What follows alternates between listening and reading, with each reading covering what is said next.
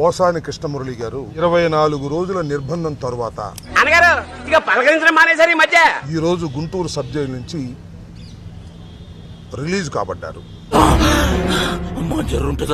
Jail నుంచి బయటకు వస్తున్న సమయంలో పోసాని భావోద్వేగానికి గురయ్యారు. ఏడుస్తున్నాడు. ఏడవట్లేదా? కన్నీళ్లు గారి ప్యాంటు కూడా తడిచిపోయింది, ఏడవట్లేదంట.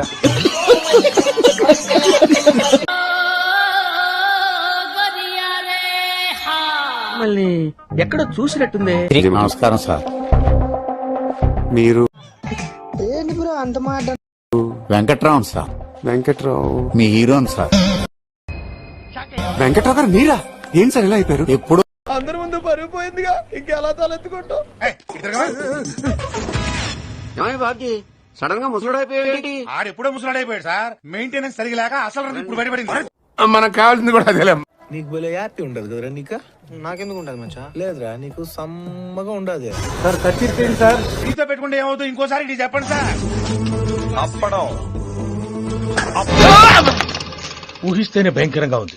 వాస్తవానికి ఆయన కూడా మాతో ప్రెస్ మీట్ లో పాల్గొనేవాడు, కానీ ఎందుకు న్యాయస్థానాలు ఇచ్చినటువంటి కండిషన్స్ లో ఆయన ప్రెస్ తో మాట్లాడకూడదు అనే ఒక కండిషన్, ఇది రియలైజేషన్. గౌరవమైన కోర్టుల యొక్క ఆదేశాలను అనుసరించి వారు వెళ్లారు. చాలా గొప్ప పని చేసి మేము ఈ సందర్భంగా కొన్ని మాటలు మాట్లాడదామని మీ ముందుకు రావటం జరిగింది. ఏమిరా బాలరాజు, ఏమిరా ఉపయోగం దేశానికి నీ వల్ల? ఏదన్నా పని చేసుకోరా బేవ. 24 రోజులు నిర్బంధంలో ఉన్నారు.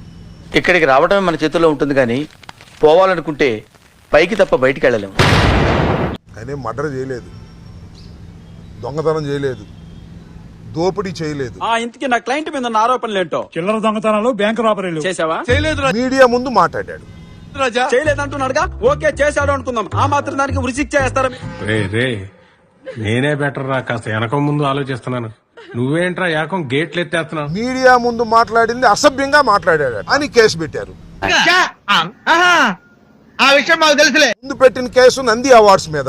నంది అవార్డ్స్ ఒకే కులానికి ఇచ్చారు, నాకు నంది అవార్డు అవసరం లేదు అన్నందుకు ఒక కేసు పెట్టారు. రావు గారు, మీరేమనుకోనంటే మిమ్మల్ని ఒక విషయం అడగొచ్చా? అడగండి. మీకు కొంచెం నోటితో ఎక్కువండి. ఆ తర్వాత మరొక చోట మరో కేసు పెట్టారు. ఎంత ఘోరం జరిగిపోయిందిరా. మొత్తం టోటల్ గా నాకున్న సమాచారం మేరకు 18 కేసులు పెట్టారు.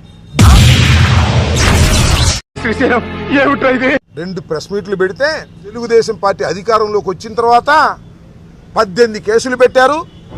24 రోజులు నిర్బంధం చేశారు. ఇంకో పార్సు వినాలి మీరు. ఆడికి అలాగే అవ్వలేరా? 26వ తారీఖున హైదరాబాద్ లో అరెస్ట్ చేస్తారు. అక్కడ నుంచి రైల్వే కోర్టుకు తీసుకొస్తారు. ఎందుకు సార్ పాతగాయని మళ్ళీ రేపుతారు? అక్కడ కోర్టులో పోటీ చేస్తారు. అక్కడ నుంచి నర్సాపేట తీసుకొని నర్సాపేట కోర్టులో పోటీ చేస్తారు. ఏంట్రా ఇది? గేమ్ బాగుందా? అక్కడ నుంచి గుంటూరు జైలుకి తీసుకొచ్చి గుంటూరు జైల్లో పెట్టాల్సిన పరిస్థితి వస్తుంది. తిప్పి తిప్పి తిప్పి పిప్పి చేశాడు. ఇంతకన్నా శిక్ష ఏం కావాలి? చచ్చిపోతా, నన్ను ఎలాగో చంపేస్తారు. ఆయన చేసిన నేరం ఏంటి? ఏమి లేదు, మీడియాలో మాట్లాడాడు. ముందు వాడికి కాదు వీడికి బాంబు లగాదేంగే. దూషించాడట. సరే, అది దూషించారా, దూషించడం తప్ప రైటా? చూస్తున్నారా వాడి చేష్టలు, వాడి బిల్డప్. అది విచారణ అనంతరం న్యాయస్థానాలు తేల్చుస్తారు. మీకున్న బ్రెయిన్ కి, మీ తెలివితేటలకే మీరు సుప్రీం కోర్టుకే జడ్జి. చూస్తున్నారు కదా వాళ్ళ ప్రెస్ మీటుల్లో మాట్లాడేటటువంటి మాటలు. విన్నా, అంతా విన్నా. నువ్వేమన్నావో నేను విన్నా, మన పెద్దలు విన్నా. తెలుగుదేశం పార్టీ వారు ఎంత దౌర్భాగ్యంగా మాట్లాడారో వాళ్ళ మీద కేసులు ఉండవు.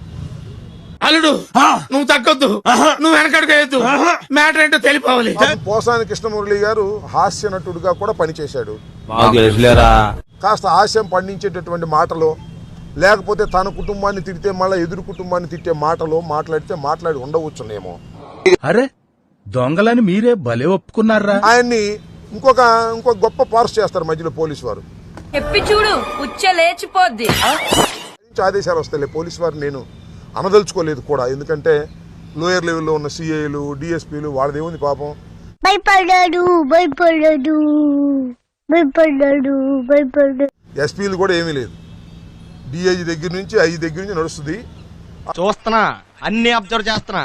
ఆ డిఐజీ ఐజీలతోనేమో మన రెడ్ బుక్ రైటరు ఆయన పేరేంటి లోకేష్ గారు టచ్లో ఉంటాడు. ఈ ఫ్యూచర్ నాకు అర్థమైపోతుంది. ఈ ఫ్యూచర్ నాకు